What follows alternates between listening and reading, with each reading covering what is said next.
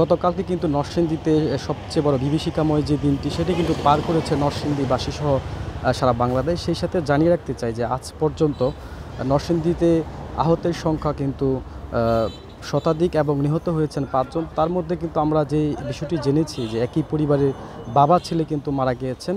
তাদেরকে গতকাল রাতে 11টার দিকে জানাজার পর কিন্তু তাদেরকে নেওয়া হয়েছে তাদের নিজ জেলা যে কিশোরগঞ্জ পাকুন্দিয়াতে। সেই সাথে জানিয়ে রাখতে চাই যে আমি এখন রয়েছি নরসিংদী পলাশের যে রেসিডেন্সিয়াল মডেল স্কুলটি রয়েছে সেখানে। আমি যদি একটু দেখাই যে এই যে এখানে যে ভূমিকম্পটি হয়েছিল গতকালকে, সেই ভূমিকম্পে কিন্তু মাটির যে অবস্থাটা সেটি কিন্তু ফেটে একবারে চৌচির হয়ে গেছে। সেই বিষয়ে যদি আমি একটু কথা বলতে চাই এখানকার যে একজন কর্মচারী রয়েছেন, যে গতকালকে এখানে কি হয়েছিল বা কিভাবে ভূমিকম্পটি সংঘটিত হয়েছিল। মানে আমরা শুয়েছিলাম, শুয়ে থেকে একটা বড় ধরনের একটা আওয়াজ পাইলাম। এই আওয়াজে একটা মনে করেন আতঙ্কিত হইয়া ঘর থেকে বাঁচবার লাগি বাইরিয়া এই মাঠে আইলাম। মাঠে আইসা দেখি পায়ের নিচে মাটি যেতেছে। তখন আমাদের একটা মনে করেন যে আমরা তো মনে করছি যে শেষ, আমরা বাঁচবো না, যেহেতু মাটি যেবার ডাবা শুরু করছে 3 ফিট নিচে সামনেটাই ডেবে গেছে, আবার পায়ের দিকে টানে। তখন দৌড়ে ওই দিকে চলে গেলাম, পিছন দিকে গায়ে আমরা আতঙ্ক হইয়া মনে করেন যে মানে হয়ে গেছি অবস্থা।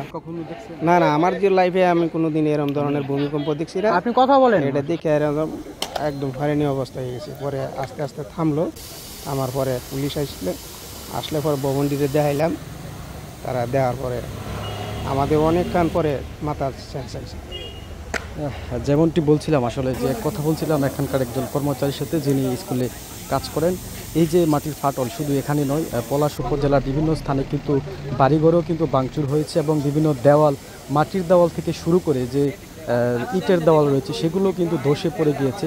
বিশেষ করে নরসিংদীর যে গাবতলীতে যে ঘটনাটি ঘটেছে, যে ছেলে বাবা এবং যে ছেলের মৃত্যু হয়েছে সেটিও কিন্তু সবার আসলে টনক নড়ে গিয়েছে এবং সবাই এই বিষয়টি নিয়ে খুবই স্তম্ভিত হয়েছে নরসিংদী জেলাবাসী।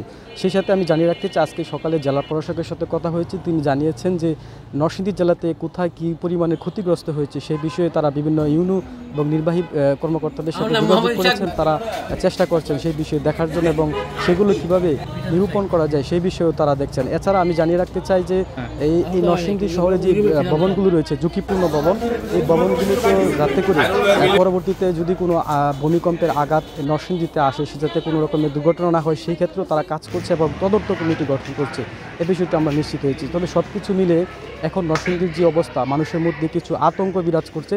আর সর্বশেষ যে অবস্থা, নরসিংদীতে এখনও পর্যন্ত আহতের সংখ্যা শতাধিক এবং নিহত হয়েছেন 5 জন। এই ছিল নরসিংদী থেকে আমার কাছে এখনকার মতো সর্বশেষ।